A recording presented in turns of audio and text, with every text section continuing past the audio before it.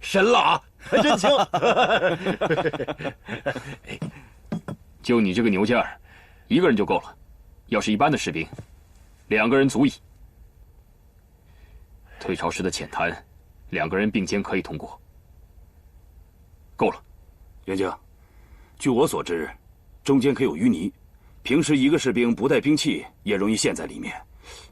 这再加一门大炮，根本过不去嘛。哎，到时候你自然就知道了。戚将军，现在可以下令了吧？杨文，在。检查所有的虎盾炮，60门，你要亲自检查。得令。护守人，末将在。检查军需。得令。陈大成，有。带着你的兵士们，好好的睡一觉吧。睡觉？这是为何呀？让你打先锋。得令。今日退潮的1个时辰已过了，明日退潮，发起总攻。得令，得令。报！你说什么？除了小队长和他手下的4个士兵失踪以外，还有什么别的情况？禀将军，在横屿岛西北海面发现了一艘船只，船上有我戚家军士兵的盔甲和鞋物。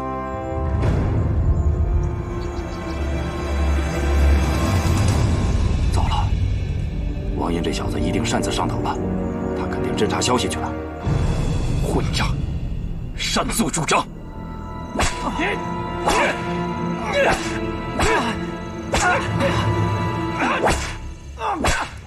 もういいよ。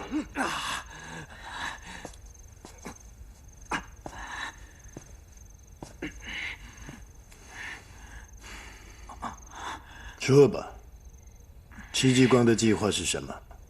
知道多少说多少。说了你就可以活命。哼！殿。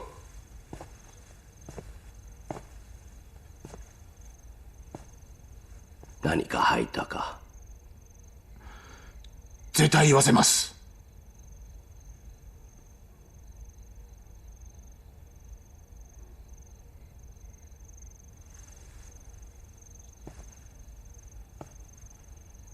我们大哈无锡是凶士，不是魔鬼。我佩服你的勇气啊！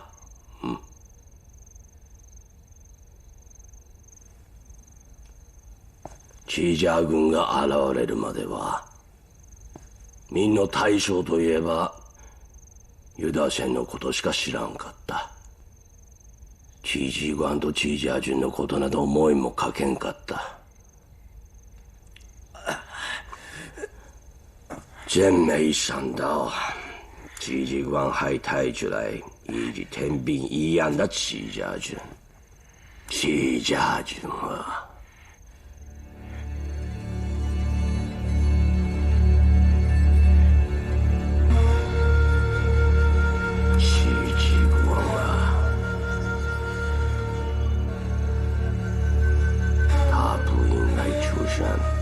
在这个时代啊，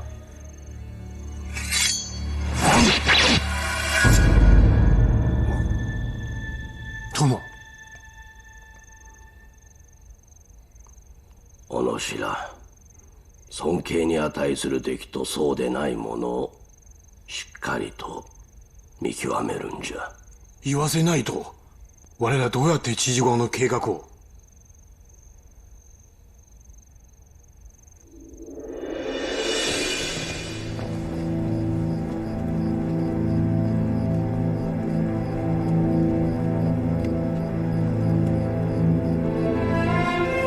虽然我们有了退敌良策，但是横屿岛地势险恶，加之王英刺探军情，已经是打草惊蛇了。明日辰时，只有1个时辰的退潮时间，所以这场仗，我们打的不是倭寇，我们打的是时间。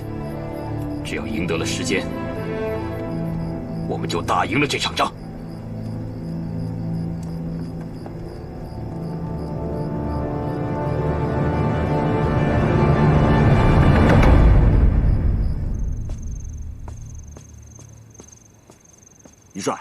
您还是回去吧。巡抚大人说了，今天不见您。范老，你再给我通报一声吧。余帅，巡抚大人原话：同品同级文官，节制武官。您还是走吧。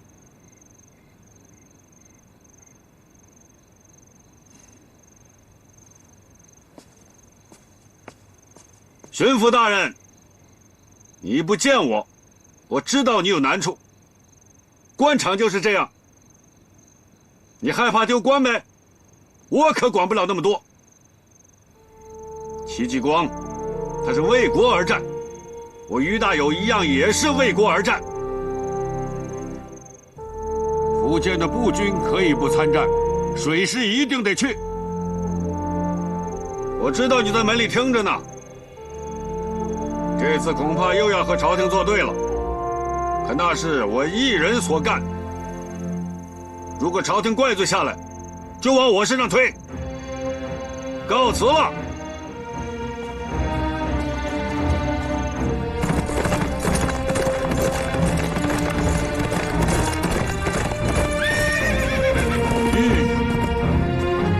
见过余帅。叫你们水军提督梁将军出来见我。是。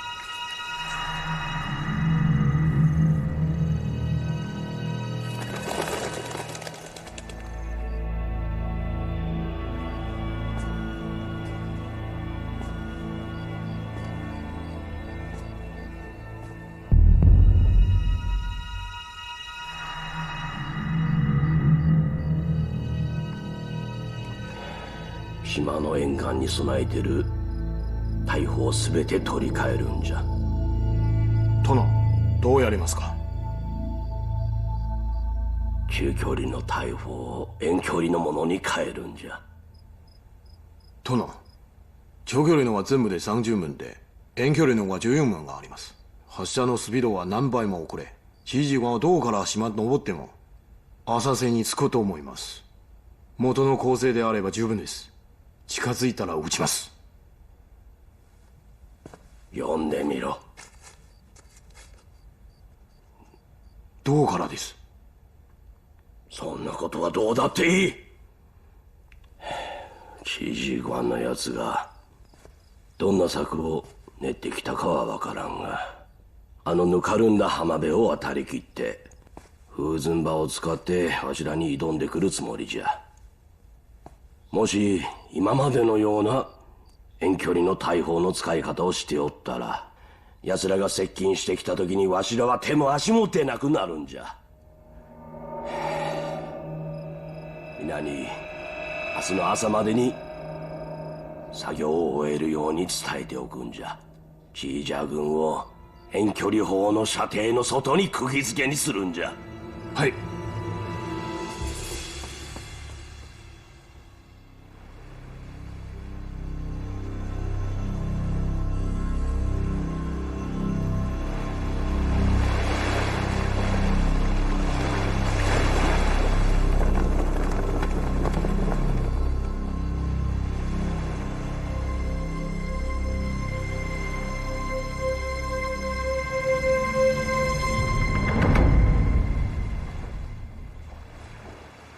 杨文，末将在，报战前虎蹲炮准备，已就位。胡舍人，末将在，报战前军需武器准备，就位。陈大成，在。前锋队睡好了吗？靠我的吧！我们能否拿下横屿岛？生死存亡就在1个时辰。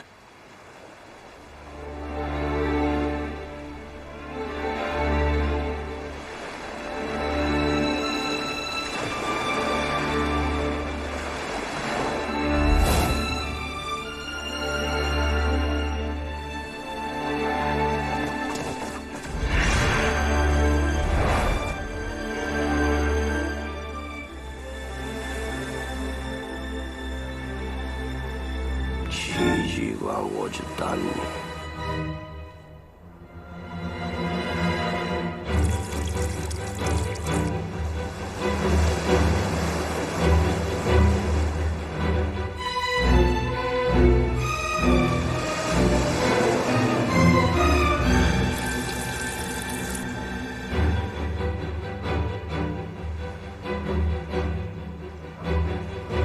齐将军，时辰已到。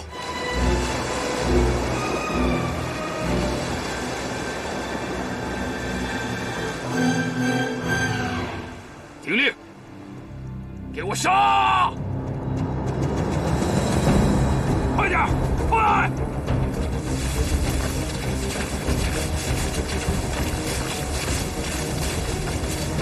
快！快点，后面快点！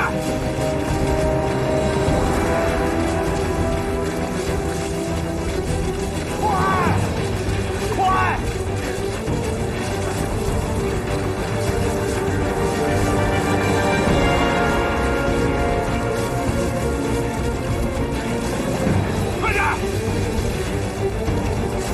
快跑！快跑！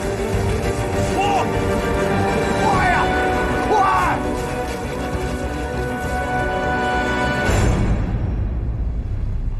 殿。思った通りじゃ。風神炮と藁じゃろ。明軍範囲に入り、やりましょうか。風神炮は射程内に入ったのか。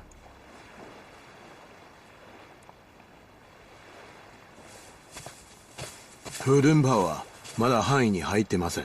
最後に入ります。じゃあまだ待つんじゃ。待たら隙砲当たらないでしょ。待てと言っとるじゃろ。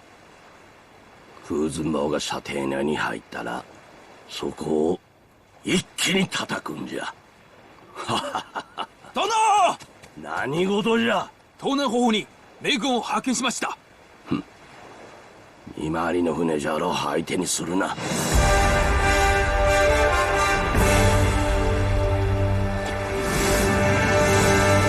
大家看到了，横屿岛上就是倭寇，齐家军正在浴血奋战，已经到了生死存亡的时候了。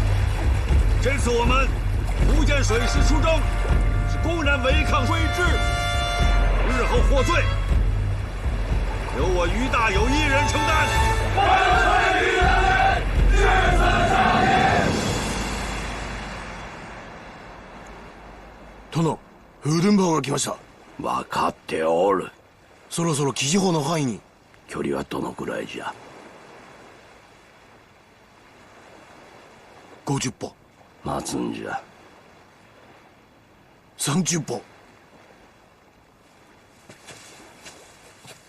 20歩。撃ち方よーい。10歩。5歩。放て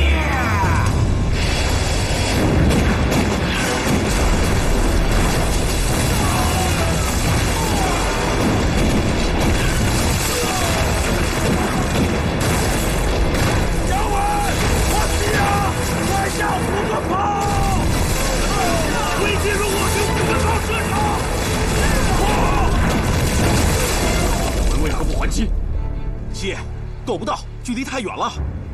看那边的倭寇，他们应该是临时调换了远程的暗防炮。不可能，我大营守备如此严密，他们怎么可能知道我虎灯炮的射程？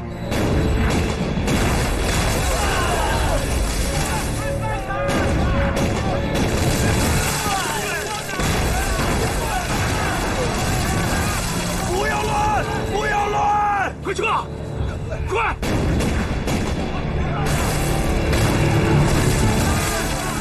弟兄们，我们现在已经无路可退了，就算拼了命，我们也得冲过去！给我杀！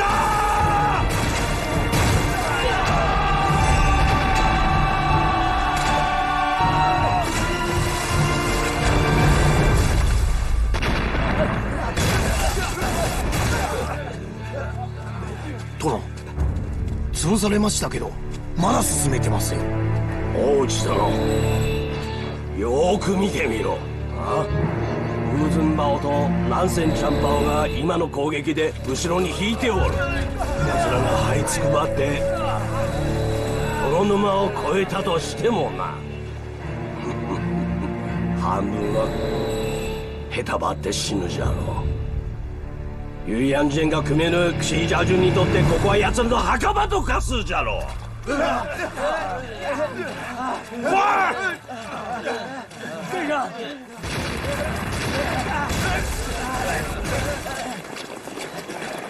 快！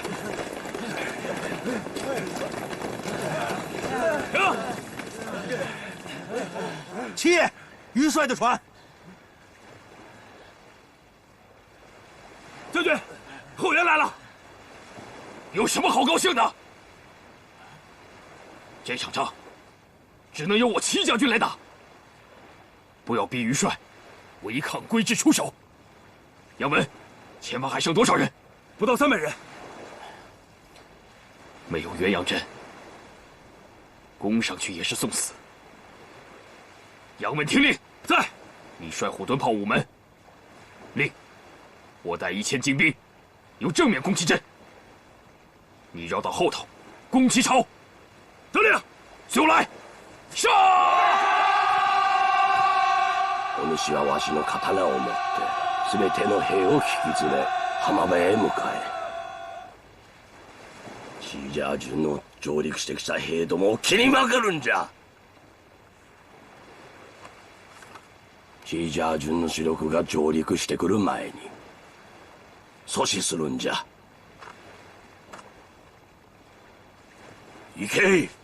はい。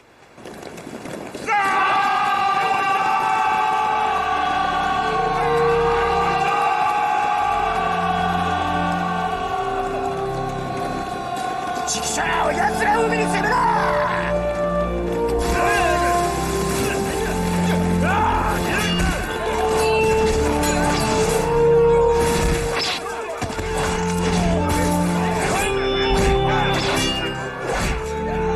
あいつら全部殺せ！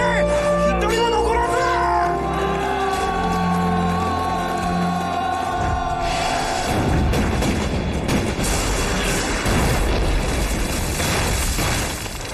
听我命令，增援齐家军，全部火炮对准岛上炮台，开炮！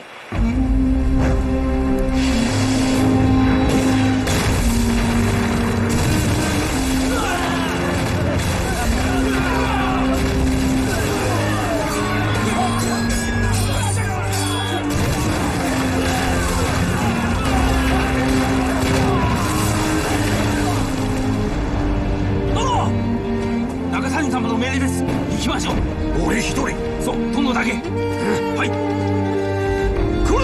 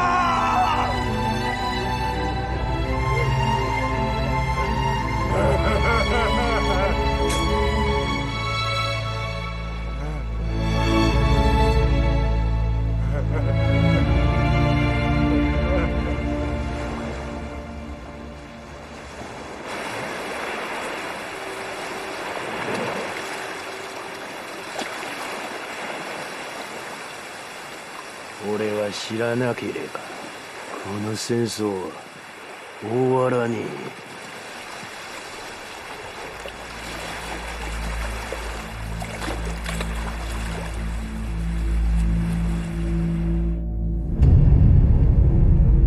嘉靖41年，公元1562年，戚继光率领戚家军在横余岛登陆作战。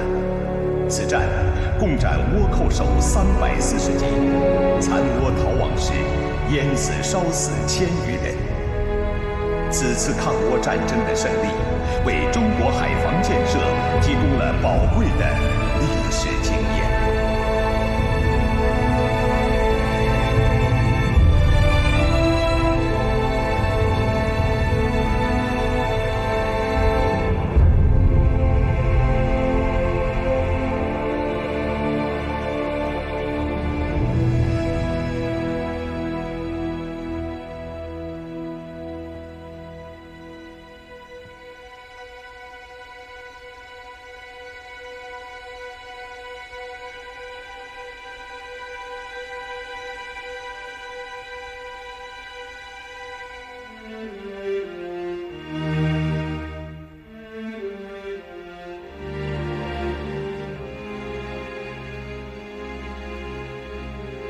禀戚将军，在海边发现王爷，已救回营中。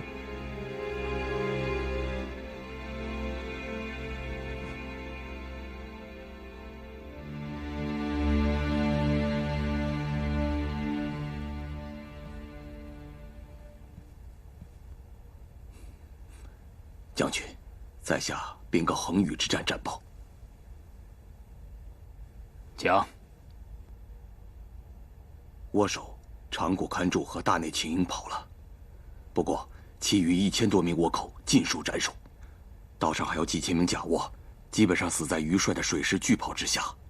不过我们也俘获了几百人，请问将军如何处置？绑了，交给朝廷。交给朝廷？我说了，绑了交给朝廷。因而也一起吧。唉。横余岛之战虽然我们胜了，但是战损远比料想的要多了很多。至于王印违反军纪，私登岛刺探军情，造成长谷老贼有所警觉，加强防备，严防死守，这或许有关系。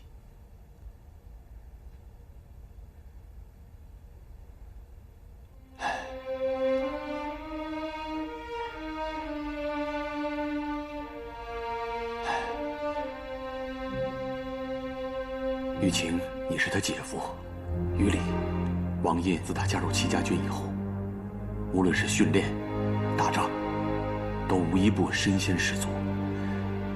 他还是有功的。那你说，什么可以抵他今日之过？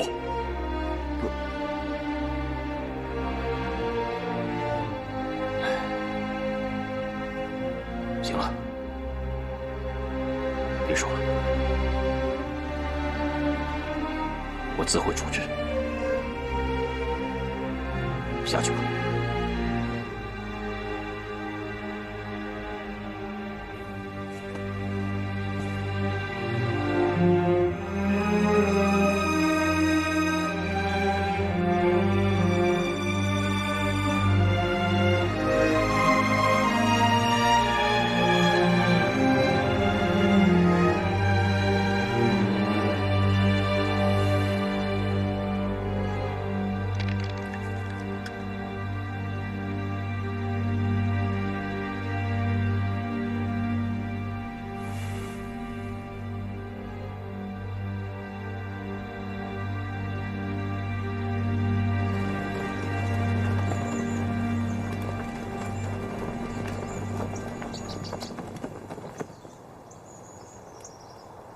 陈大成，在。横余一战，作战勇猛，收倭贼公刺，头等。谢将军。王印，出列。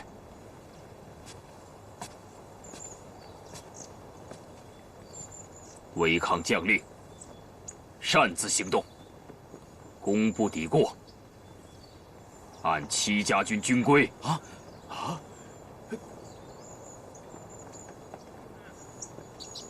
当论斩。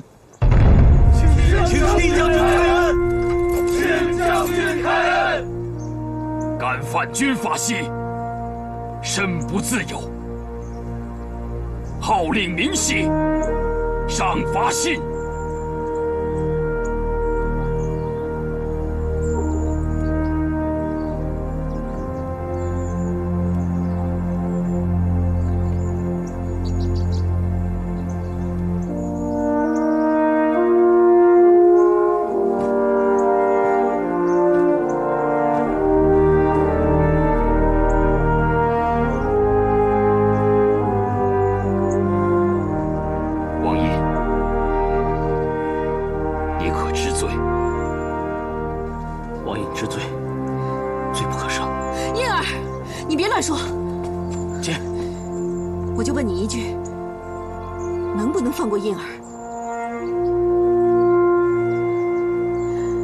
不能。戚元景，这辈子我跪天跪地跪父母，今天算我求你了。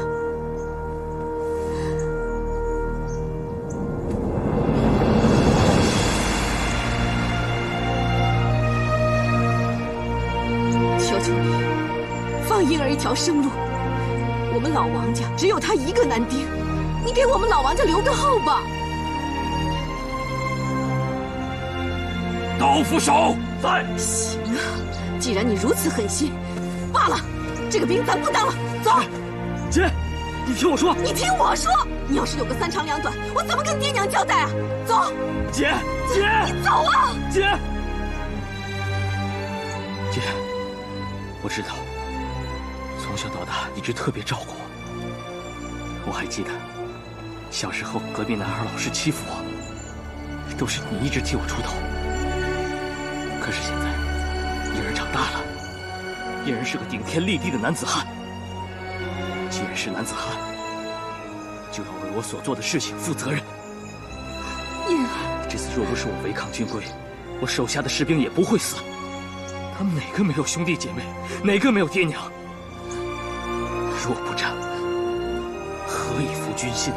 何以平倭寇啊？可是，婴儿，姐，我可以跟你走，但你不想让我下半辈子都活在愧疚中吗？不要。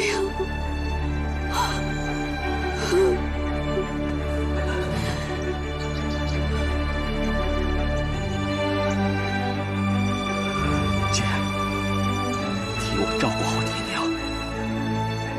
不要怪姐夫。婴儿，你不要走，婴儿，婴儿，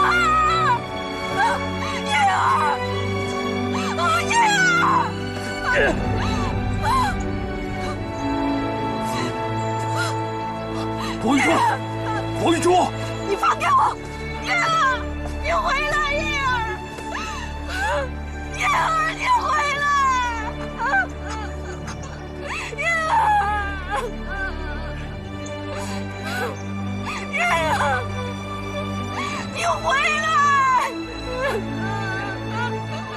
婴儿。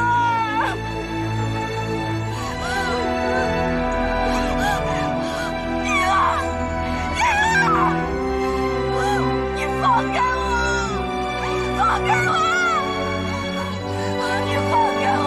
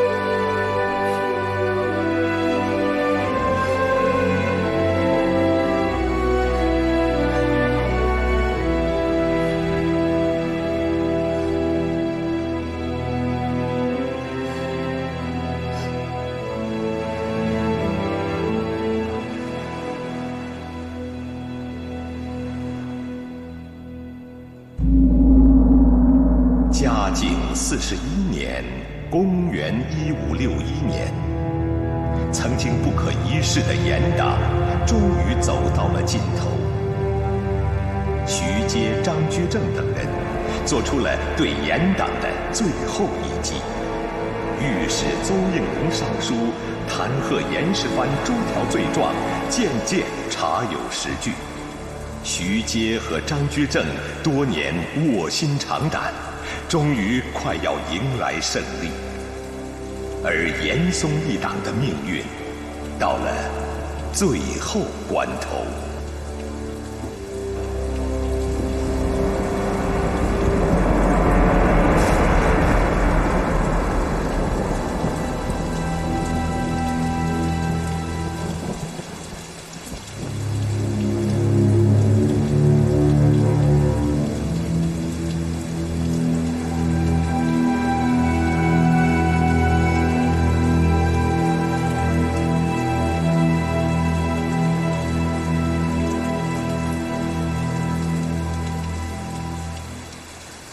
阁老，皇上，请您进去。谢皇上。啊，起来吧。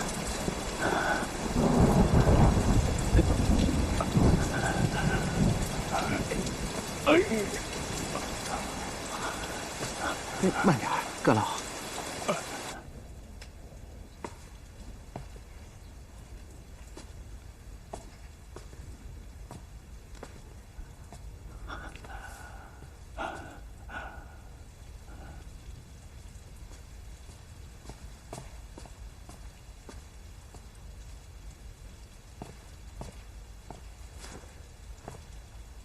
免了，都跪了一天了，就不用跪了。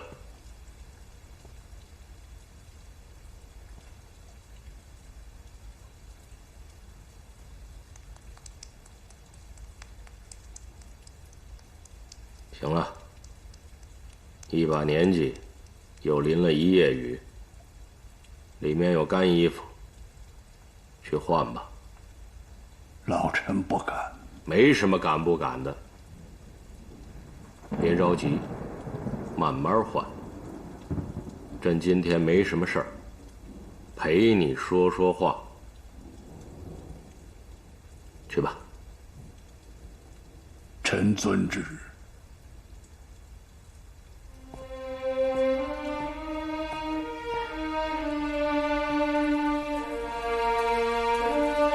这些年来，我会做同样一个梦：方圆几亩，草木树间，榆柳阴，远人村，墟里烟。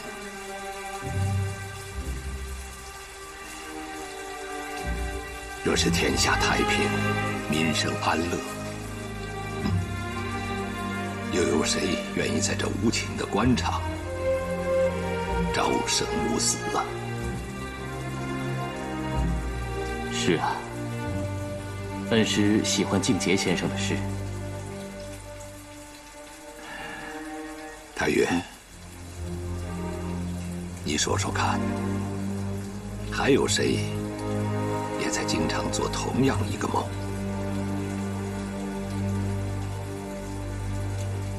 严嵩。严嵩？你是后生晚辈，只见过现在的严嵩。可是，当年的严嵩，也是一个意气风发、少年俊杰，一心为国、勤政爱民。可是，手握了重权以后，他就变了，慢慢的就变成了现在这个样子。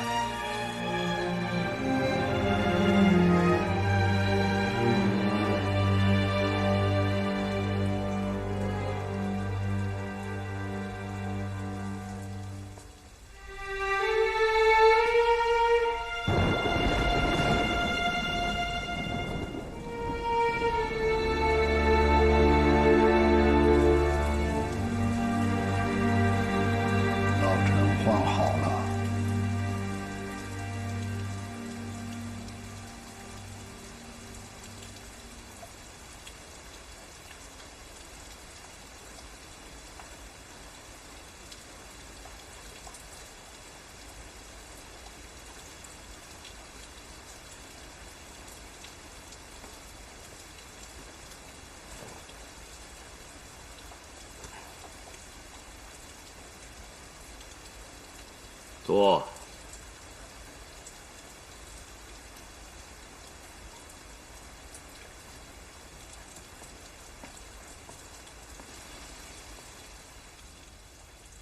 老臣不敢。朕让你坐，你就坐。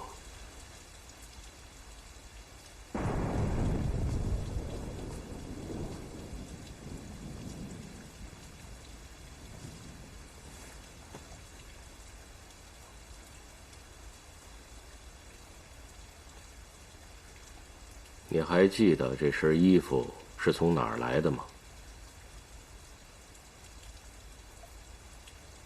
属臣记不得了。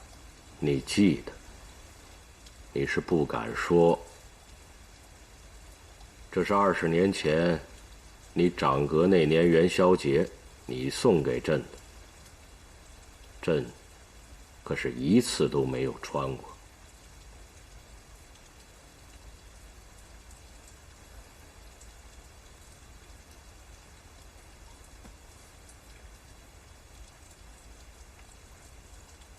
朕不是不喜欢，是舍不得。大明很穷啊，你知道一年四季，朕有几身换洗衣服吗？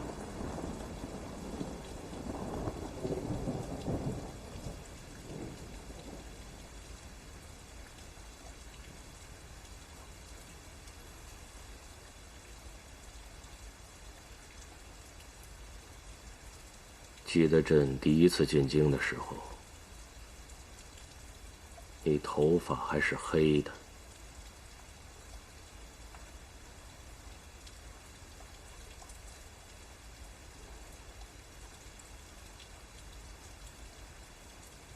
历经3朝，几起几落，长阁20年，什么样的风雨你都经过、苦过。严嵩，你甜过吗？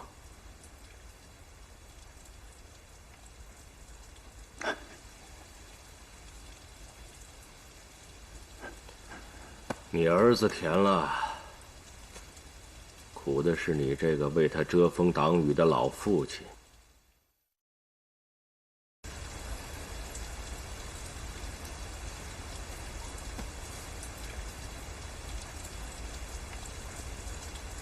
朕不是不喜欢，是舍不得。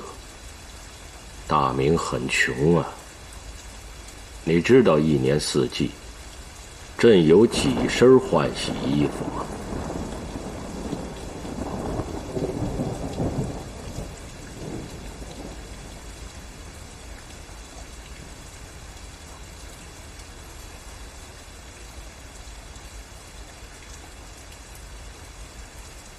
记得朕第一次进京的时候，你头发还是黑的。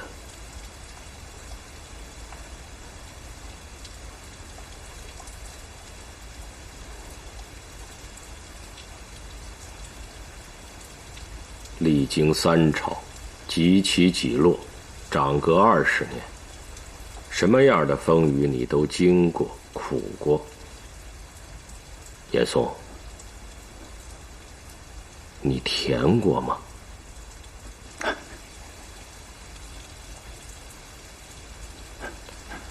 你儿子甜了，苦的是你这个为他遮风挡雨的老父亲。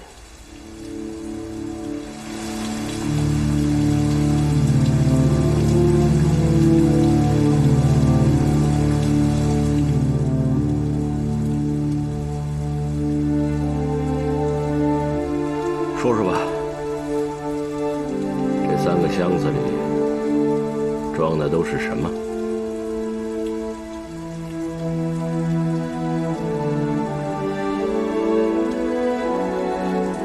账册、奏书、名单。接着说。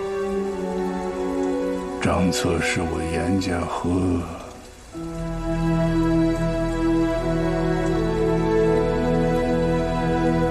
罪臣这么多年来贪墨的账。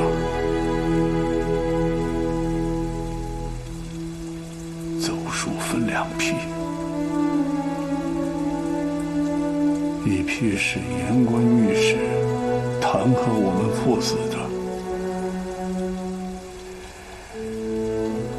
另一批是保胡宗宪和戚继光的。都对。说说名单。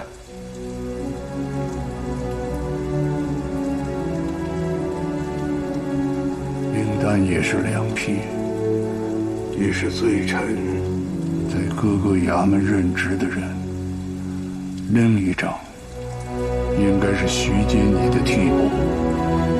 等罪臣这批人被换了，新的那批就上任。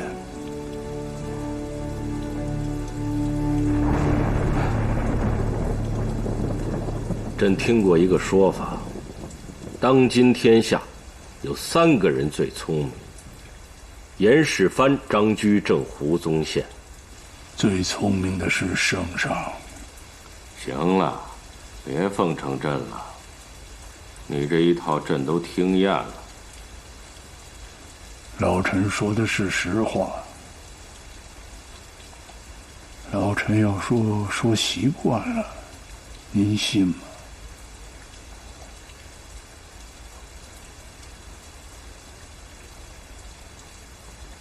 朕也习惯了。那就说说这3个最聪明的人。从你儿子说起。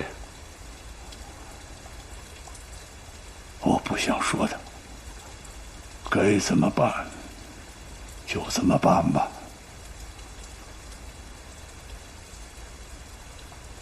那说张居正。臣想说说胡宗宪。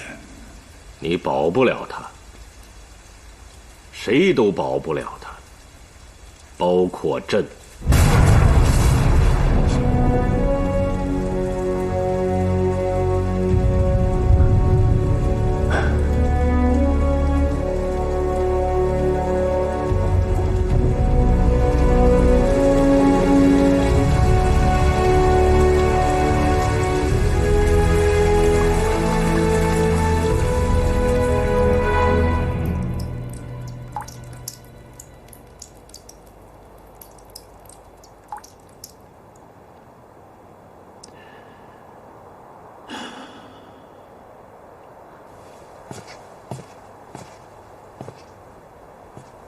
恩师，天晴了。是啊，恩师，你整整熬了20年呢，终于雨过天晴了。皇上罢黜了严世蕃的一切官职，即日押送镇抚司，10日后处死。严嵩也被贬为庶民，迁回江西老家去了。还有，我只担心2个人，一个胡宗宪，一个戚继光。胡宗宪也被免去了一切职务，借送回京，面圣去了。现在由谭纶暂时接管他的差事。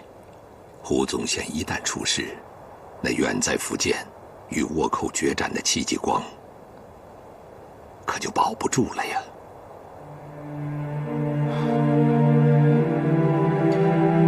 那我们该怎么办呢？现在唯有一个人能救戚继光。皇上？不是皇上，是胡宗宪。子礼，经年不见了。哦，胡大人，不必不必。锦衣卫虽然没有到，但是咱们心里都清楚，从今往后，我不再是你的上官了。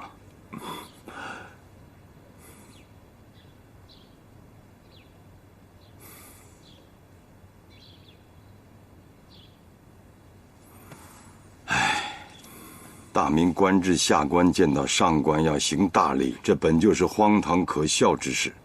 子礼国事胸襟，何必如此？谭纶这一拜，拜的不是胡部堂，谭论拜的是胡汝珍。您为我大明，为了将这千万百姓日夜操劳，殚精虑呕心血，理当受此一拜。坐吧。好。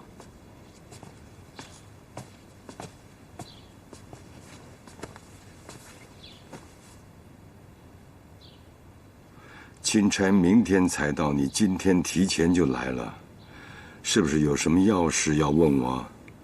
有的话，就请长话短说吧。敢问胡部堂，这些年来经由您手拨给戚家军的钱粮，有没有明细账目？这和您的和我贪墨的钱财是不是可以混作一谈？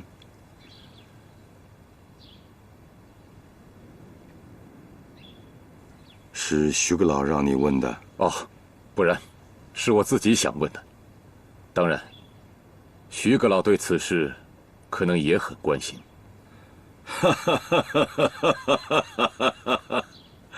谭子礼，你这人太实诚了。徐阁老他没有问，是因为他心里头明白，我胡汝珍贪了多少，这笔账在我心里。我给严家多少，多少用在浙江民生上，又有多少贴补军务，在贴补军务的费用当中有多少分给戚家军，这些都在我心里。谭子礼，如果你换成了我，你会怎么办？下官不是大人，这个问题太难回答了。那些账都被我毁了。毁了？那您可就说不清了。那些天天想置你于死地的清流，就可以弹劾你说这些钱财都是你贪墨挥霍的。这样做的话，连戚继光也脱不了干系啊。钱只要进了戚家军，不论是用在军需上还是赏给士兵了，这笔账还是要算在戚继光头上。他说不清。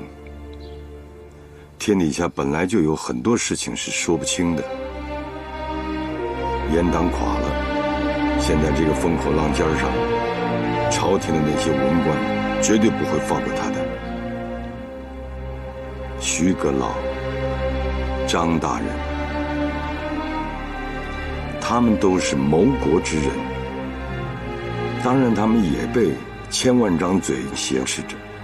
至于我，他们想说什么就说什么，他们怎么想就怎么想，只要我把账给毁了，我就可以一口咬定所有的钱我一个人贪了。至于我孝敬严家了，还是用于民生了，花天酒地挥霍了，无关紧要，唯独一分一厘都没有分给戚家军，这就对了。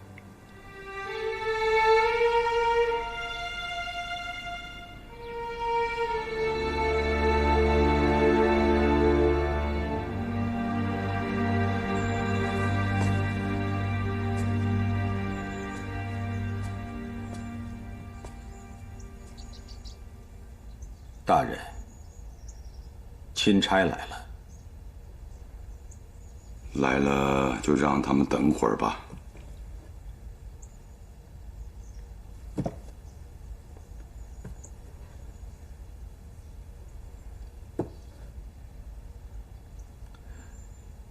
按照您的意思，给戚继光的信，我是这么写的：无论朝廷传来什么样的消息，只要圣旨没到，切勿妄动。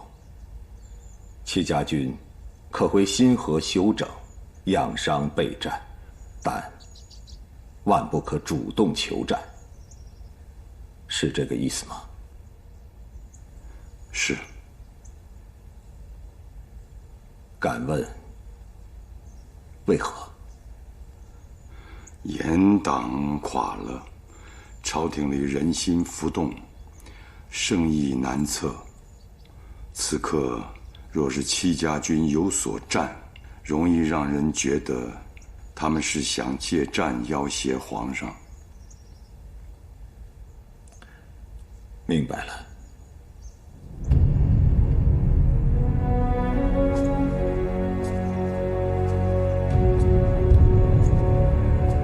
文昌啊，我走了之后，你就留下来辅佐谭子礼。还有什么嘱咐？不论任何时候，一定要以戚继光戚家军为重。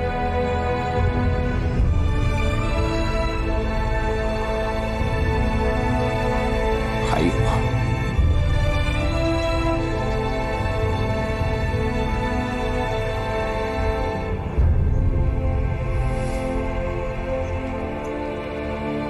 走吧。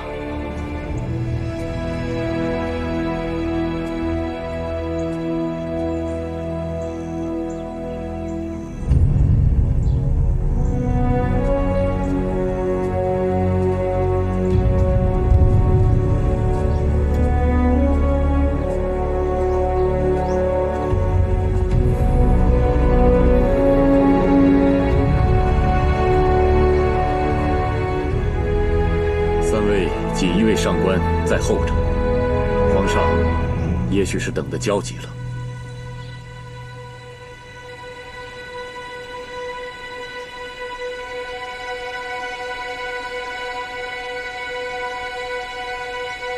谭子礼，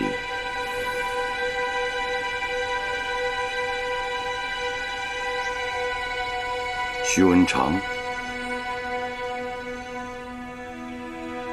珍重。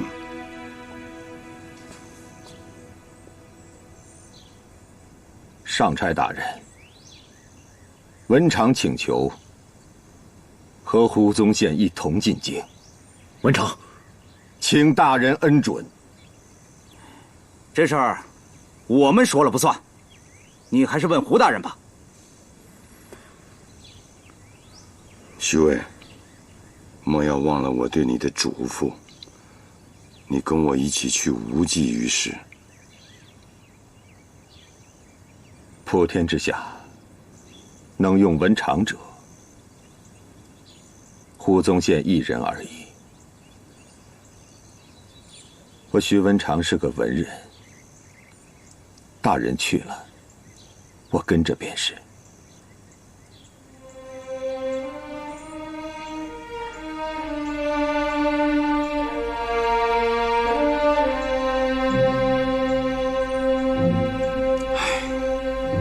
你去能做什么呀？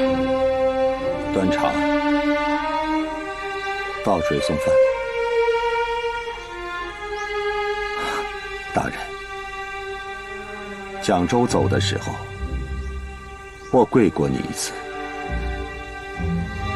你该不是要我再跪一次吧？徐渭。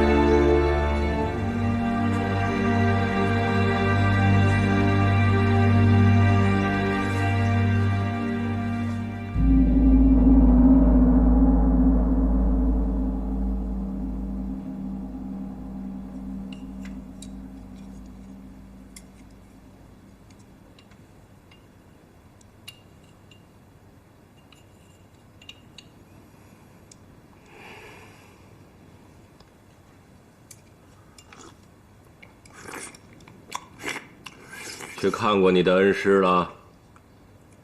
回皇上，待臣闲暇会去的。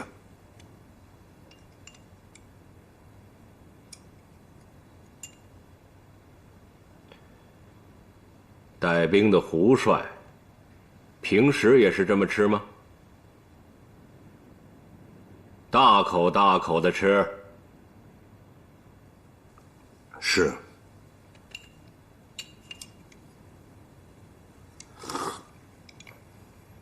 好，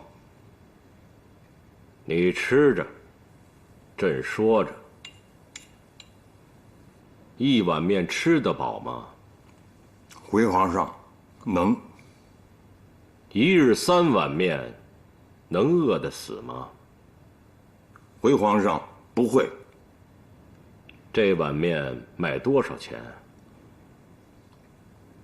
约几钱银子？1两银子能买几碗面？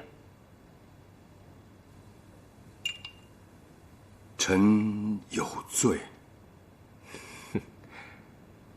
朕问你有罪没罪了吗？那是3法司的事儿。朕这会儿跟你算账呢。接着吃。是。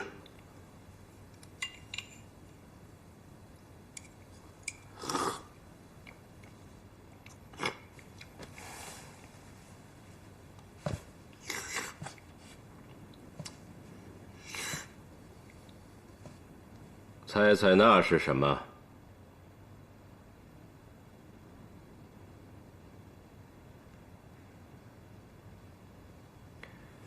今夕盐税几何呀？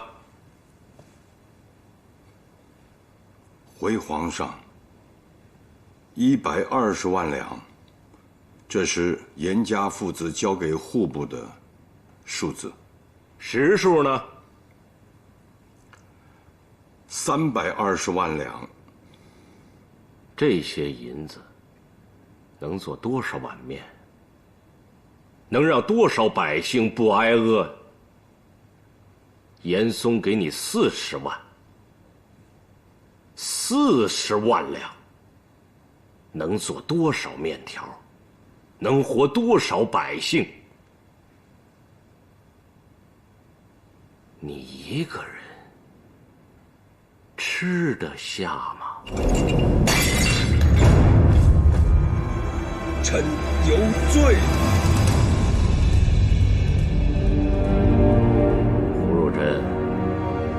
朕这碗面不是给你白吃的，你懂吗？臣该懂，但是臣不能懂。严党贪墨的银子通过你的手有多少流到戚家军手里？臣有罪。戚继光拿没拿，拿了多少？这笔账朕算不出来，你告诉朕。眼下我大明，可以没有严嵩、严世蕃，也可以没有徐阶、张居正，更可以没有胡宗宪，但是绝对不能没有戚继光啊！戚继光，他个人贪没贪？皇上心里有把秤。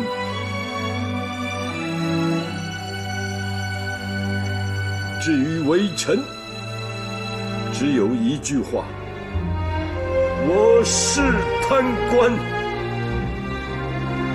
所有的钱是我一个人贪的，是臣一个人花的，账我交不出来呀。诏狱很冷，朕容你10日，给朕好好的想。臣谢皇上，谢皇上。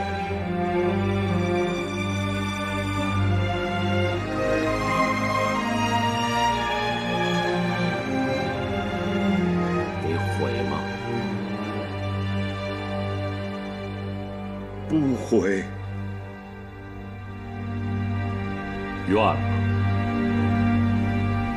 不愿。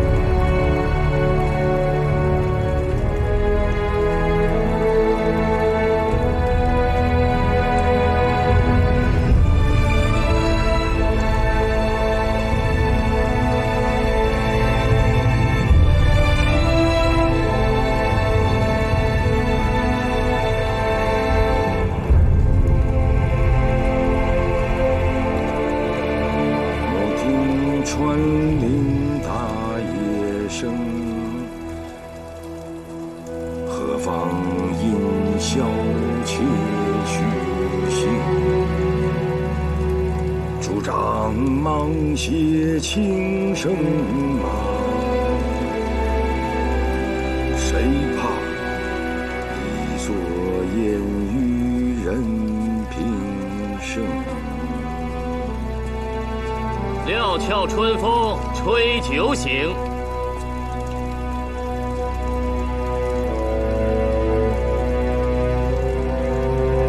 微冷山头斜照却相迎。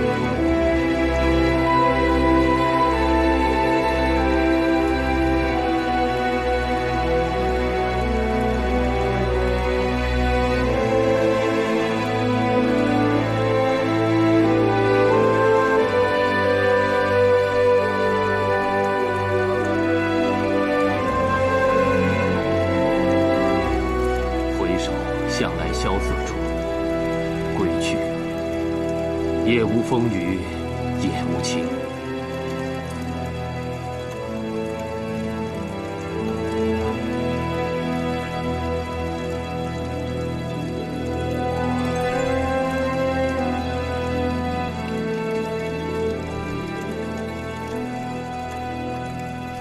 万岁爷，天凉，进去吧。这些天雨水多呀。回万岁爷，胡宗宪已押进诏狱，政府司的人想知道如何处置。天凉了，让他好好待着吧，吃好，住好。是。万岁爷，那道旨意，先把戚继光的兵权摘了，戚家军回兴和城休整，奴才可以传了吗？风大雨大，避避吧。遵旨。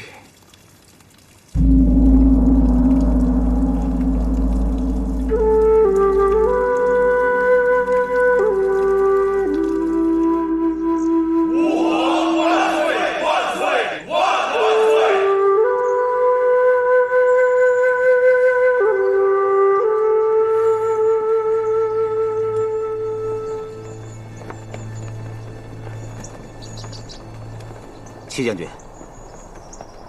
他们为什么跪着不起呢？戚家军是皇上御赐的称号，不是我戚继光一个人的军队，没有三军统帅的号令，他们是不会动的。这个简单，都起来吧！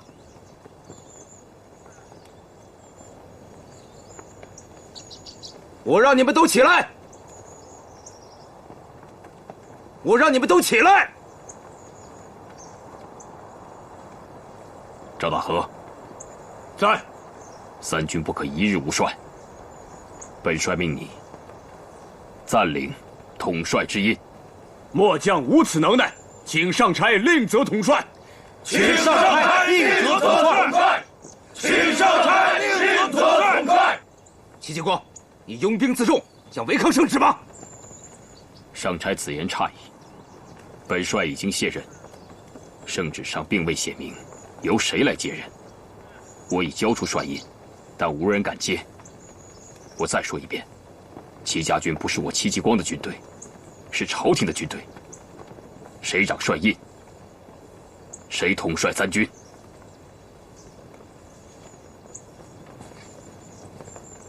戚元敬，你说吧，这事该怎么办？我要进京，去见一个人。皇上他并没有召见你，我没有这个权利。不是面圣，我要见胡宗宪。这也违抗圣意吗？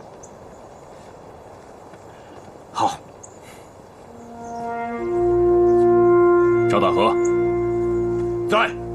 本帅离职，新帅未定，再由监军赵大和暂行本帅之职。遵命。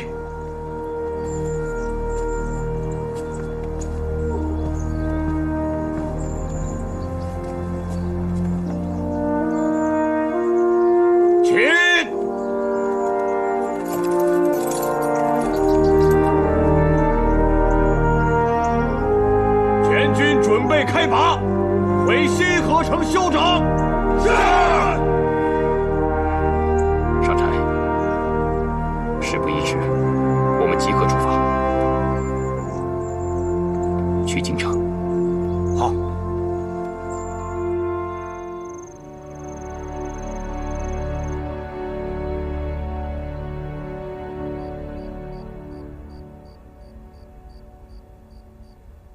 文长啊，你不是给我送饭来的吗？怎么跟老夫一块儿蹲起大牢来了？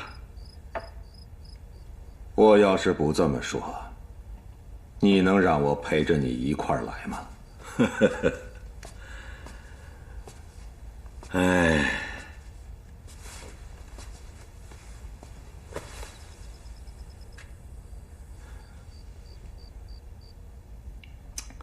我出不去了，你走吧。大人要不能出去了，我就陪着大人。皇上都同意了，皇上恩旨，徐文长陪胡宗宪一同蹲大牢。你现在想赶我走？圣旨拿来。哎呀，我说你这个徐文长啊，就凭你那篇千古马屁进白鹿表，若换成旁人，那是享受荣华富贵一辈子，甚至于连子孙都可以锦衣玉食。可老天偏偏不开眼，把这不世出的文采落在你这个不世出的蠢货徐渭身上，跟老夫一块儿蹲这大牢。我说你这是图什么呀？知遇之恩。图什么？4个字：知遇之恩。知遇之恩，老夫早就深有所感。彼此。但是能不能麻烦你也笑一笑？咱们俩现在已经是无官一身轻了。大人呐，文长有一法，大人照做即可出狱。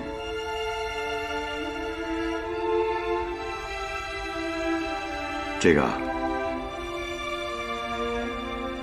你既然觉得我会写这个，你干嘛还进来呢？你在外头等我写完拿过去就算了。正是因为文长知道大人肯定不会落一个字，宁死不落一字，我才进来陪着你。我看着你写，盯着你写，甚至我可以替你写。先喝酒啊！不忙。庚戌这边时，要是没有你胡主真，东南生灵涂炭。可是你离开浙江的时候，没有一个百姓送你，满朝文武除了张居正，也没有一个人来送你。我徐渭不是死士，不是疯子，我是心中不平，我替你委屈。先喝酒。我喝。慢上。慢上。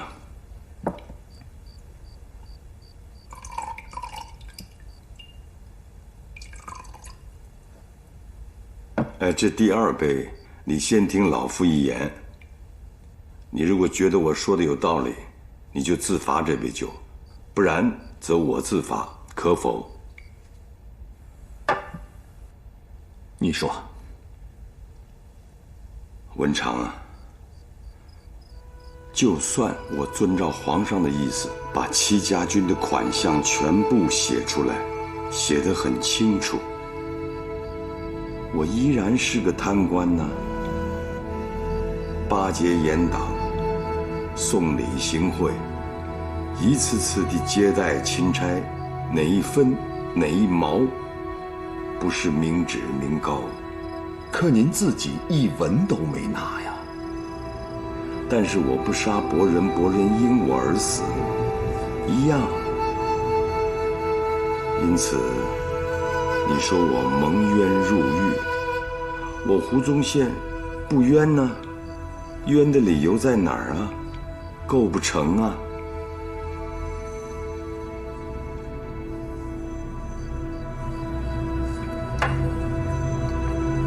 满上。我心中的不平是改变不了的。你也别再往下说了，再往下说，该罚酒的人就是你了。不然，满上。满上。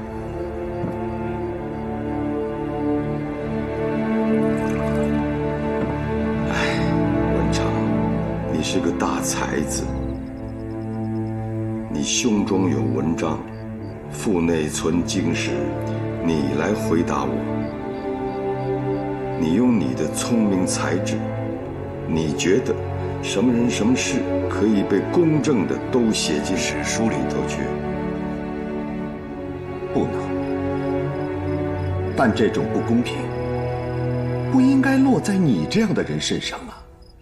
一代贤士司马迁都不禁会感叹：人是要死的。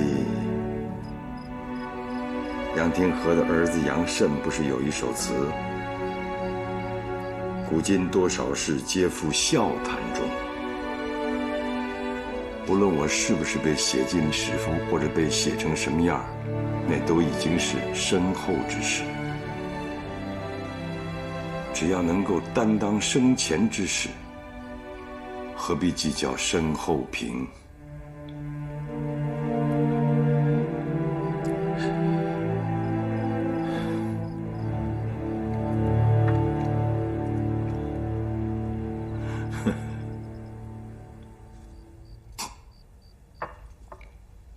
大人，文长只求公一件事。我不能答应你。为什么呀？你就是希望我能活下来。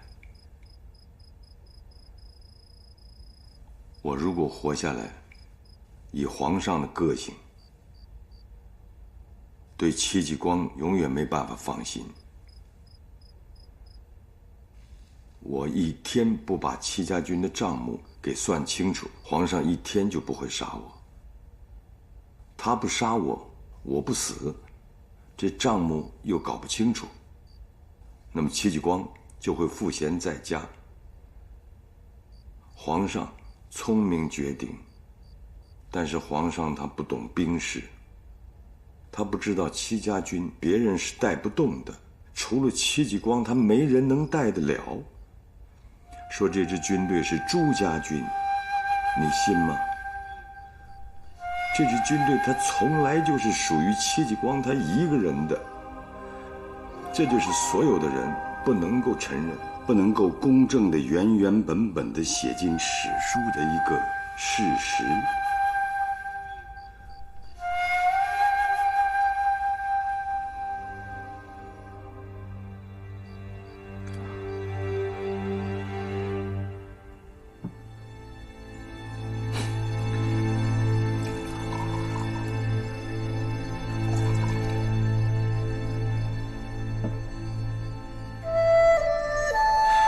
我现在所能够期待的，就是在这个节骨眼上，戚继光如果想继续抗倭，荡平海泊，他就只有跟我胡宗宪划清界限，让我去死。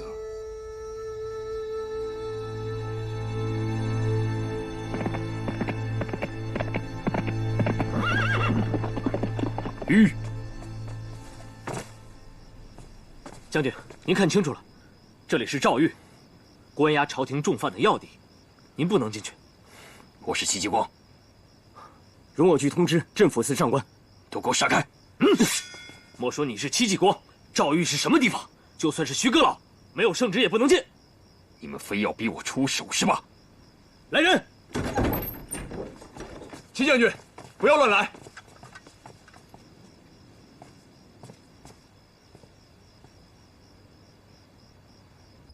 你不能进去！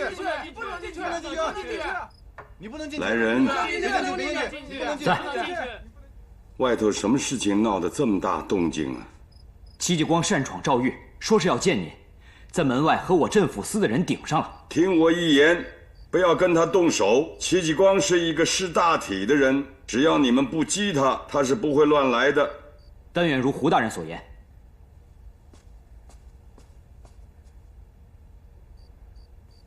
不能见呐。是。我去赶他走。稍等会儿，文长，老夫还有一事相托。请讲。我写的那部《筹海图编》不是快要写完了吗？那么现在手稿就搁在坛子里那儿。这套书是由你一点一点替我收集编写的。我胡宗宪经营这名职，跟倭寇周旋半生，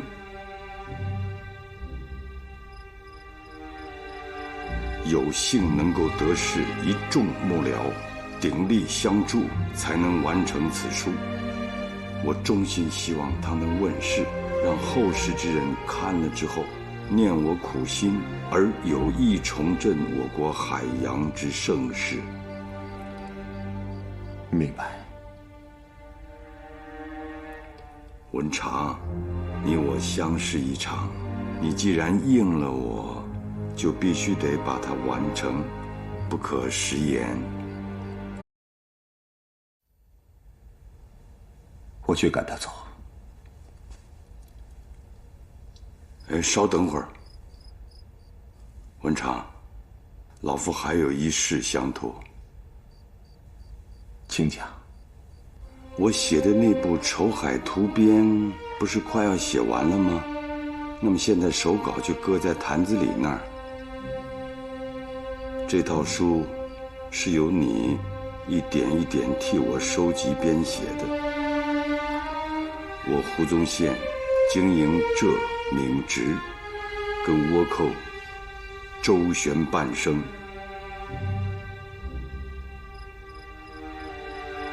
有幸能够得势一众幕僚鼎力相助，才能完成此书。我衷心希望它能问世，让后世之人看了之后念我苦心，而有意重振我国海洋之盛世。明白。文长，你我相识一场，你既然应了我，就必须得把它完成，不可食言。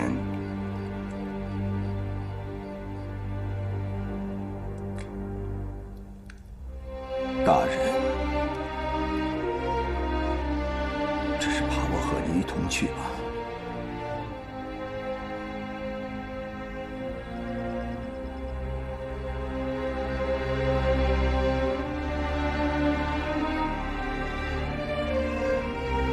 文长，到外头去让袁静离开吧，其他的什么都不要跟他讲。他要是不听我的怎么办？袁静之聪明不在你我之下，我死了之后，他自然就会长大，自然就会明白。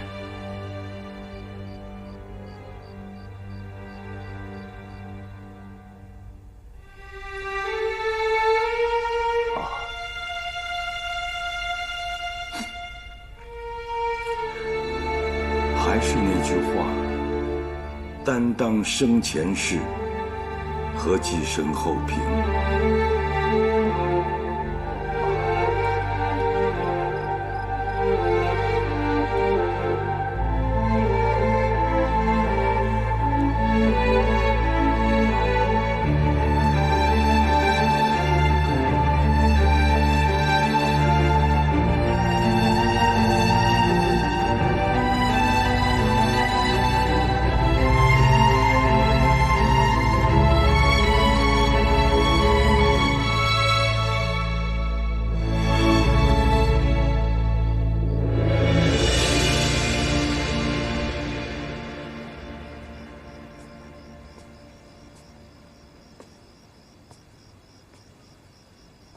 文昌兄，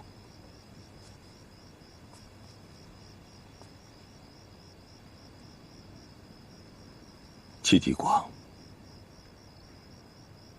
你如果真的为了胡大人好，现在就回你的戚家军营，等圣旨。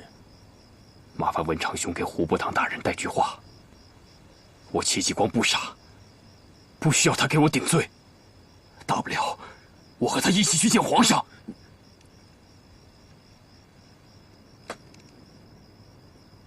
本来我不明白，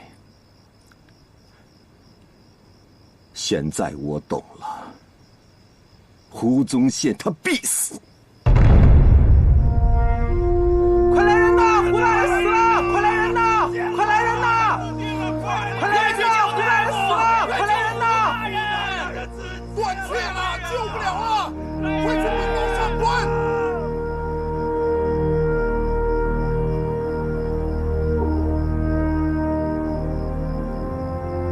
你现在明白了吧？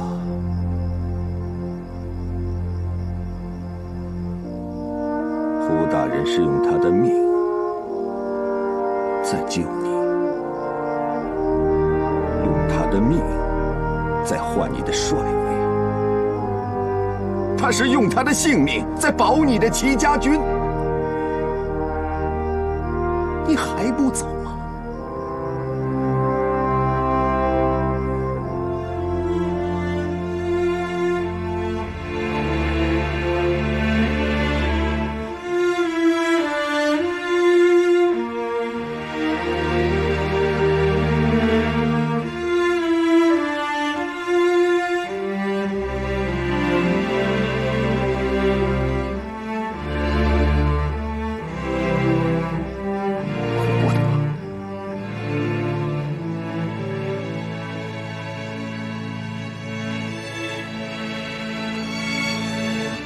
戚继光在此立誓，一定为了戚家军，为我大明朝当平倭寇。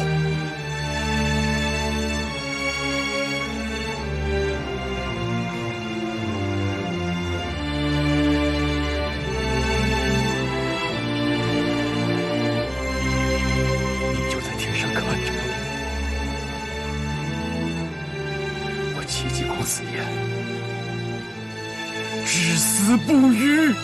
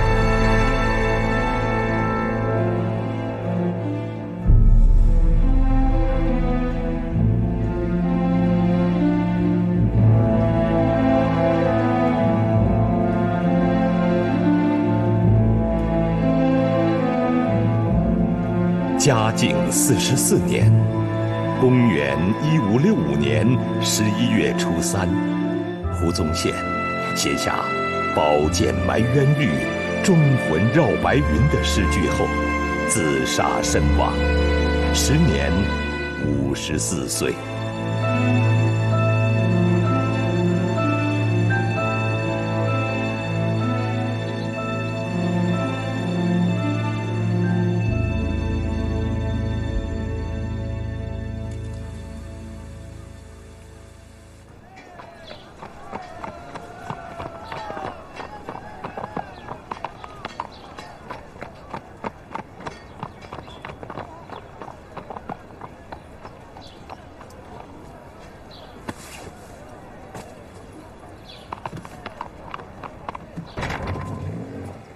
爹，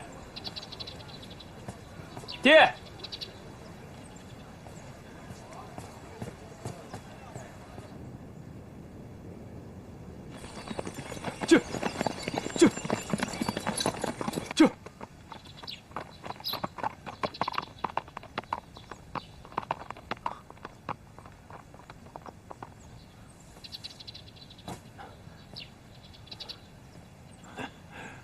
爹，您这是？还等什么呀？我这都准备好了，还不出发呀？父亲一生戎马生涯，依然壮心不已，居然还想再上战场。爹，咱们上路吧。好，好。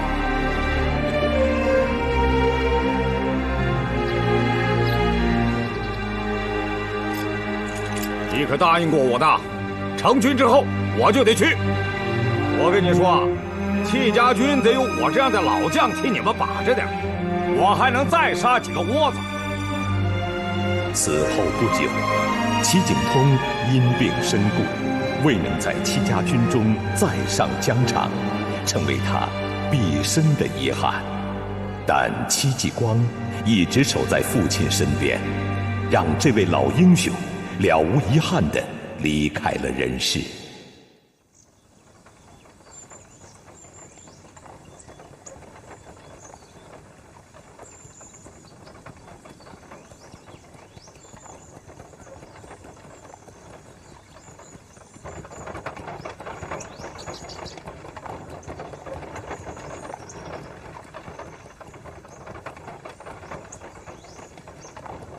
老人家，此去浙江路途遥远，辛苦你了。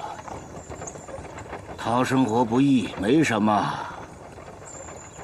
你觉得人这一辈子最苦的是什么？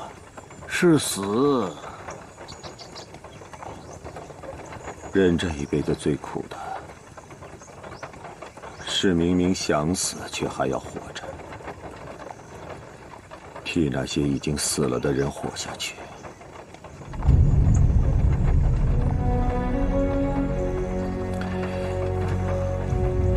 徐渭回到杭州，从谭纶手里接过了胡宗宪留下的全部书册。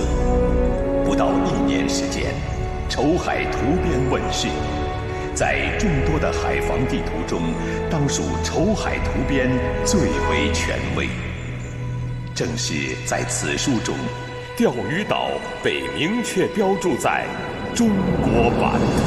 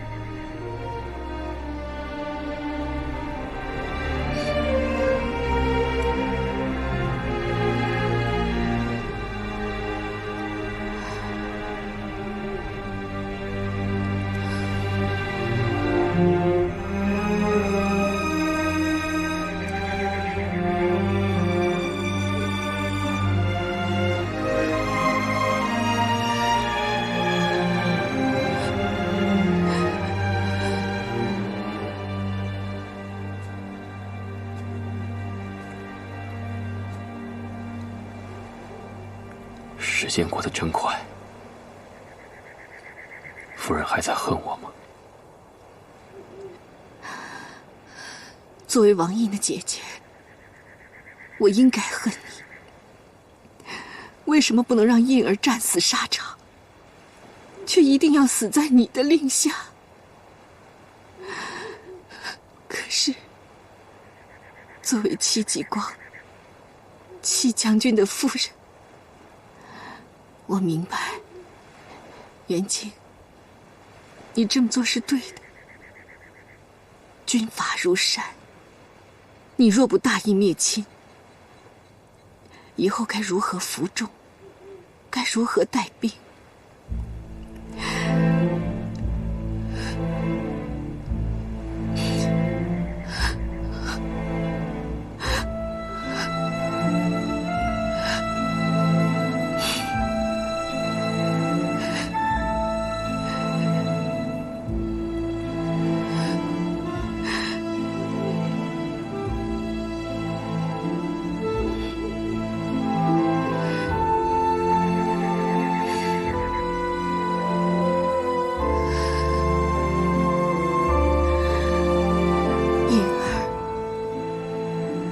你真是个好孩子，姐姐没有想到，你竟然如此深明大义。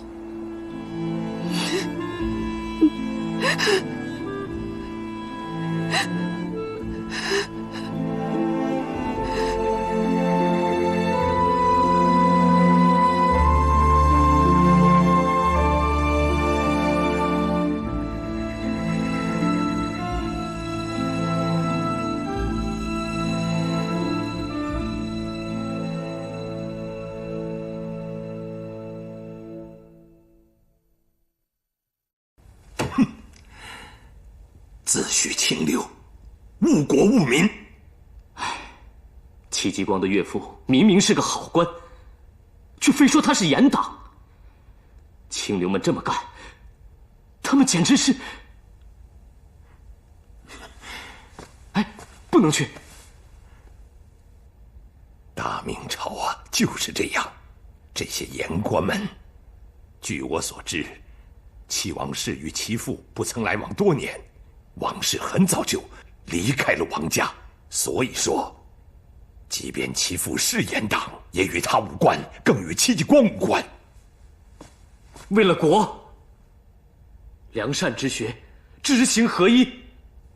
救一人性命是小善，救我大明江山是大善呐！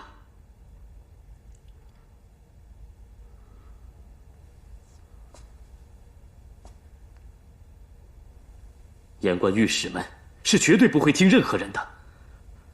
王入汉既已成了牺牲品，谁也救不了他。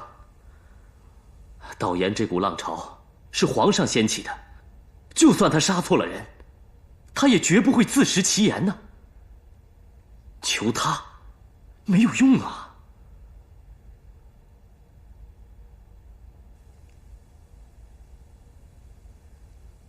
那你有什么主意？现在也只有一个办法了，就是在皇上没有下发圣旨之前，让祁门王氏不再是祁门王氏。亏你想得出！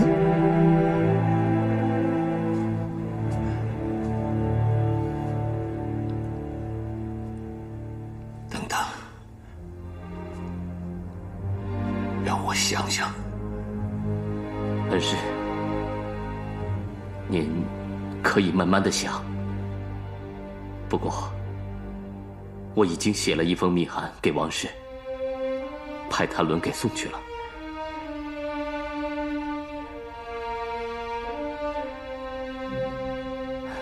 这也是没有办法的办法。现在，就只有看戚继光的这位夫人对她丈夫的爱，是小爱，还是大爱了。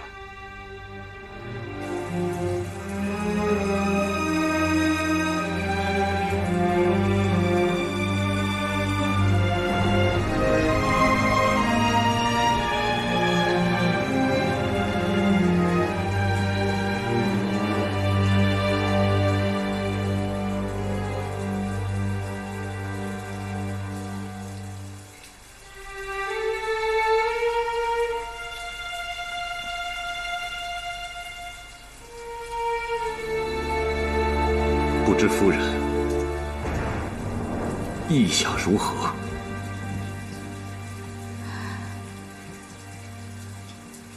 事到如今，谭大人，我对您只有一个谢字可言。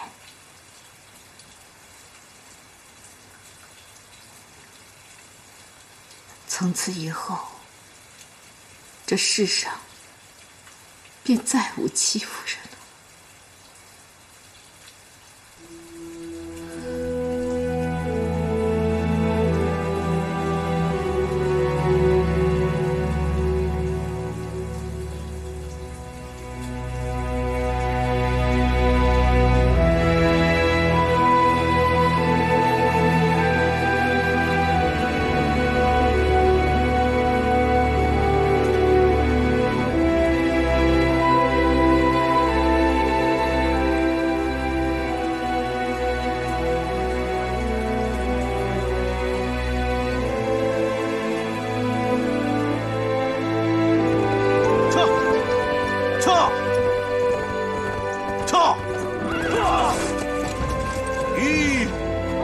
石将军，别叫我将军，将军被免职了。七爷，夫人她走了，早前给留封信。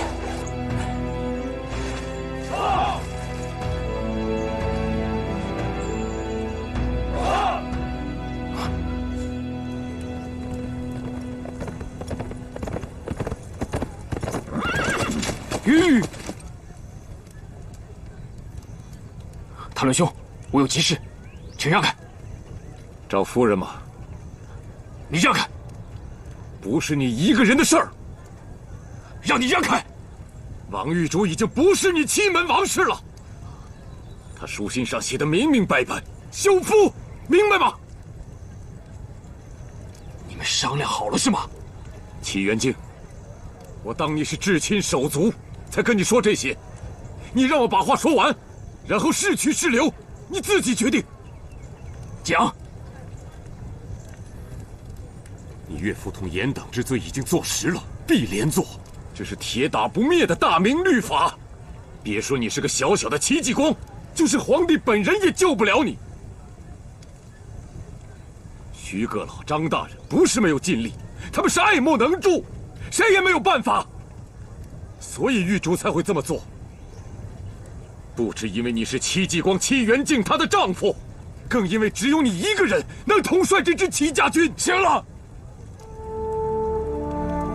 我明白了，你自己定吧。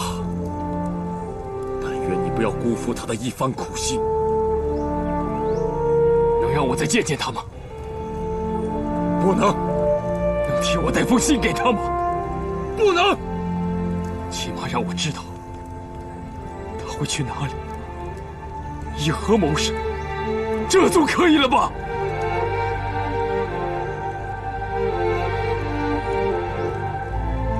不能！元敬，元敬，元敬。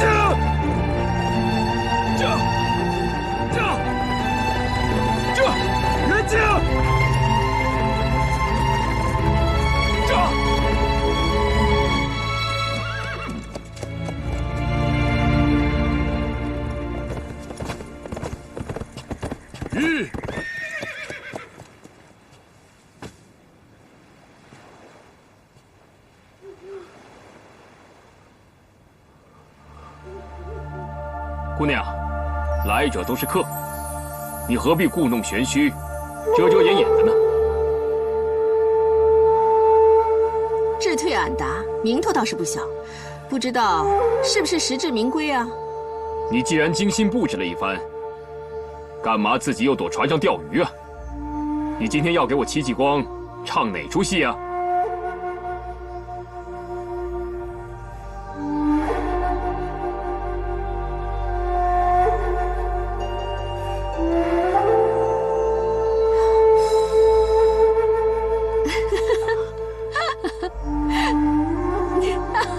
你看你全是灰。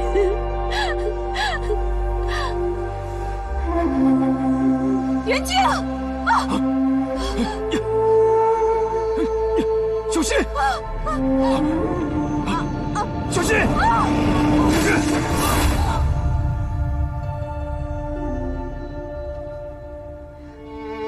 当家的，我现在不就是当家的吗？不一样啊，这个，别人不能叫你当家的，只有我能叫你当家的。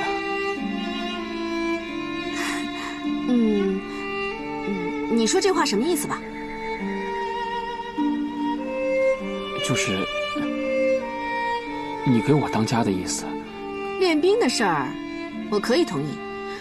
不过其他的嘛，我得考虑考虑，看看你的表现。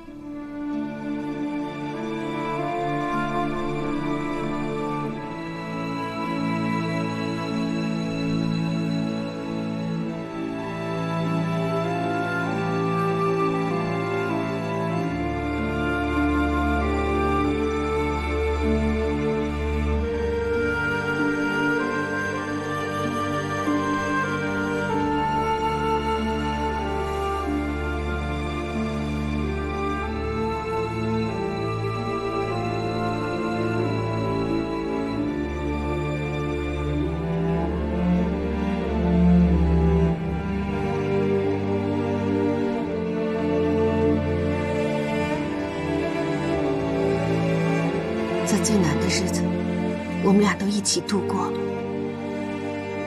玉珠，只是现在天各一方，是天意，也是缘分。我和袁静缘尽了。玉珠。到底在哪儿？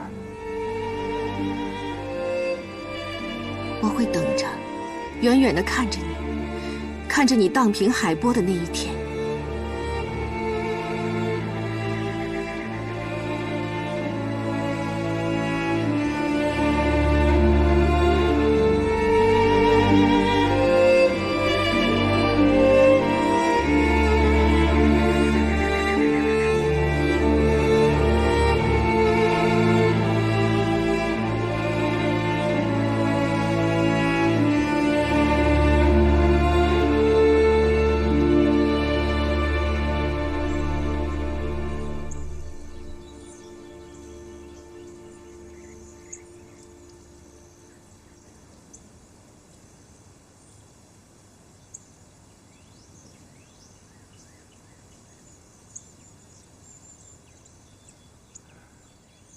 袁静，我不想劝你节哀，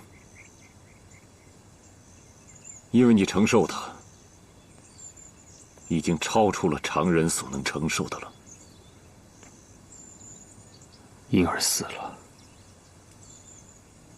天人永隔，再也不会相见。当家的也走了，天涯永隔。也不会再见了。有时候，人活着比死更难。你知道他给我的信最后2句写的什么吗？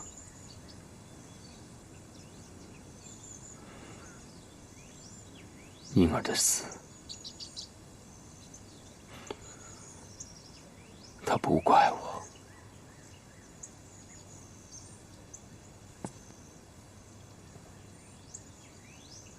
很多人死了，但你我还活着。我坛子里没有你平定海疆的本领。胡不堂以死保你，你知道为什么？因为他也没有这个能耐，只有你替袁静可以做到。我知道我现在说这些话非常残忍，你可以骂我坛子里不是人，可我还是要说。你眼下的处境，常人可以纵情悲伤，唯独你不能。你弃袁静的一生中，可以胸怀天下苍生，却绝不能有悲伤。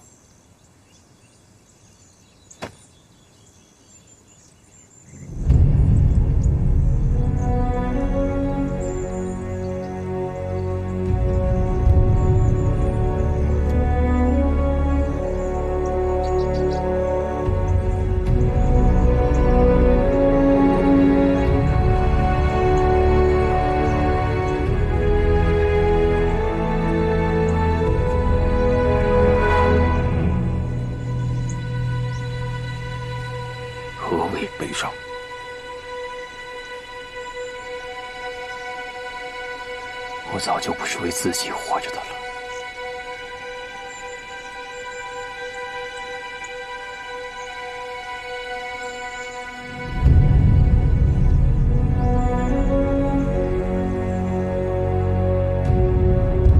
嘉靖41年，公元1562年，6000倭寇趁大明朝局势动荡，从福建沿海登陆，迅速扩张到2万人。倭寇接连攻克邵武、罗源、宁德等县城，并包围了兴化府城。福建巡抚再次上奏朝廷，请求各省援军入闽。而此刻，朝中自诩清流的赵炳然出任浙江巡抚，戚家军全军被调往杭州郊外驻防。戚继光依旧赋闲，猛虎囚于牢笼。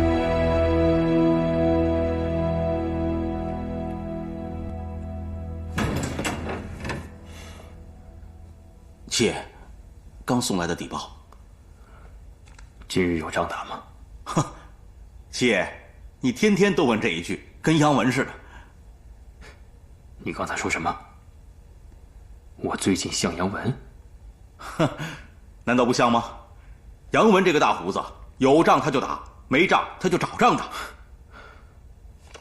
你说你自己像不像？兴化是。妾，你看，现在倭寇接连占领了罗源、邵武和宁德县，兴化府已经被围，可能随时都会落入长谷之手。兴化之于福建，就好似台州之于浙江。兴化要不保，福建也危在旦夕了。妾，福建正等朝廷要援兵，你说这一仗，咱们要不要找？妾，你听我一劝。你不用劝我了，我知道你要说什么。妾，你可曾想过后果？丢官弃职，人头落地。哎，妾，我胡守仁跟随你这么多年，你是个将才，这一点谁都认。要是因为这一战你丢了性命，将来大明会有更大的战事，又该如何？何为将来之事？10年以后，100年以后，还是1000年以后？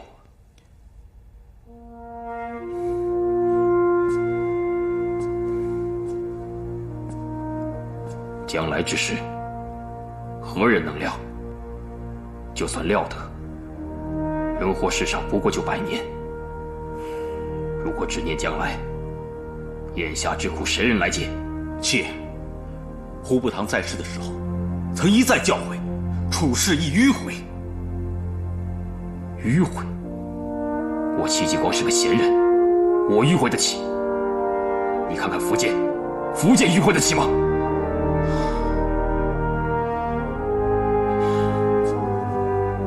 心上人的赵忠诚，这个朝中的清流，只是把我看作严党的余孽。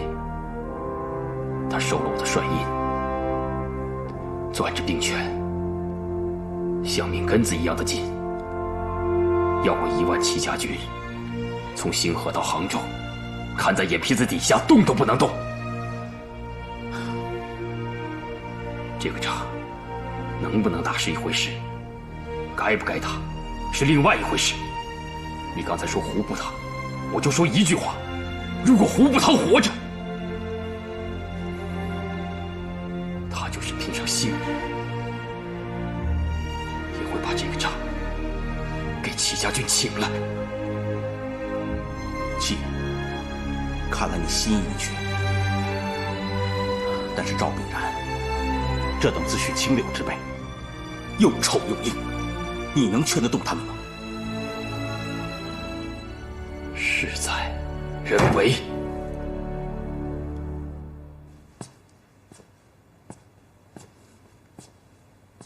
忠诚大人，朝廷已将你撤职，你已非戚家军的主帅，也非浙江的总兵，但我还是尊称你一声戚将军。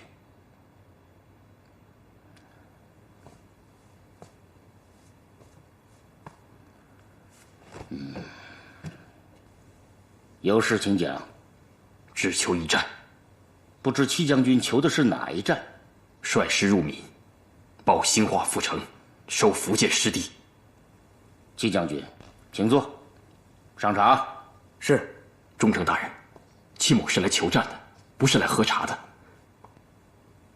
大人，您是个好官，是朝中的清流。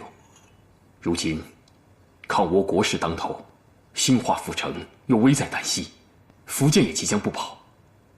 忠诚大人，您岂能安坐？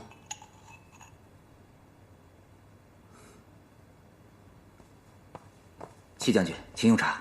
忠诚大人，戚某愿率戚家军入闽参战，还望忠诚大人上谏兵部和朝廷，为戚家军请战。你的意思是，没有你的戚家军，兴化必丢，福建就不保了？忠诚大人，戚家军并非戚某的军队，是大明的军队，还请大人收回那句“你的军队”那句话。大人，您身为一省的巡抚，切莫要耽误了国事啊！老夫记得半个月前，你们戚家军在浙江各地招了2000新军，有这事儿吧？是。新军是不是快到了？今晨已经入了大营。既然如此，当下要武士练兵吧。督训新军确实是迫在眉睫，不过戚某以为如今是如今的当务之急是练兵，练兵。督训新军是朝廷的旨意，是否派军入闽，派哪支军队，由朝廷管着。这时候，莫不是你要跟朝廷作对吧？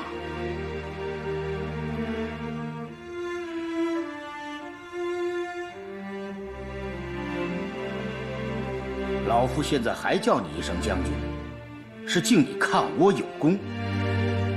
你整日出入军营重地，我也是睁一只眼闭一只眼，从未过问。老夫能做的只有这么多，其他的话嘛，就请戚将军自己好好的收着吧。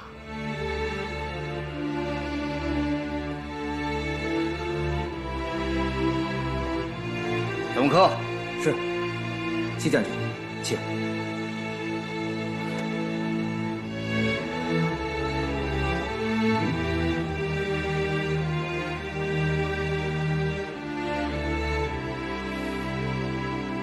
还有事吗？忠诚大人，戚某还会再来的。告辞。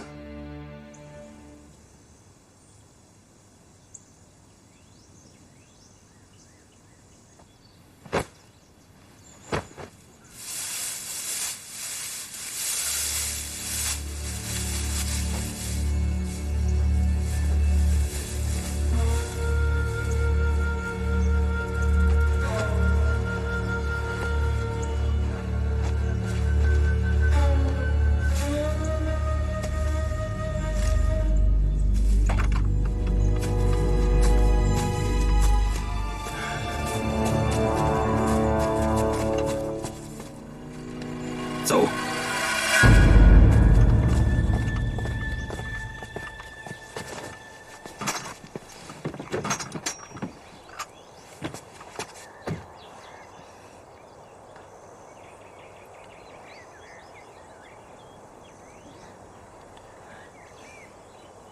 拿去吃吧。谢谢。谢谢，叔叔，我也要吃。谢谢。给我一个，给我一个吧，给我一个吧，给我一个吧，谢谢。哎，谢谢。给。谢谢，谢谢。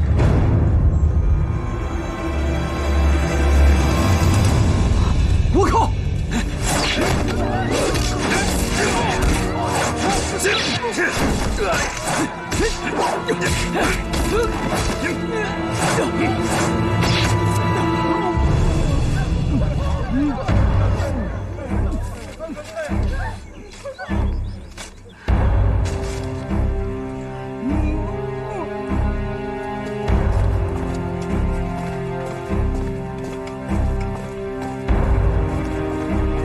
来者何人？哪个部队的？们是广东总兵刘显将军的卫兵，前来兴化城送信。可有令牌？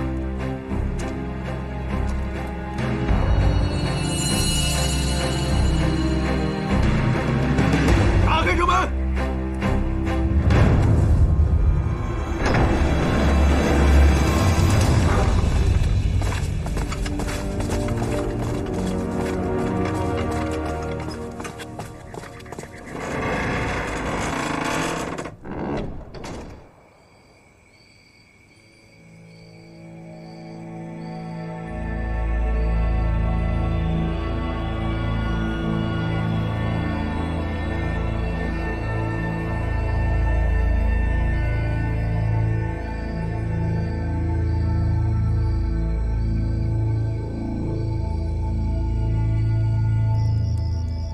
新的消息，倭寇夜袭！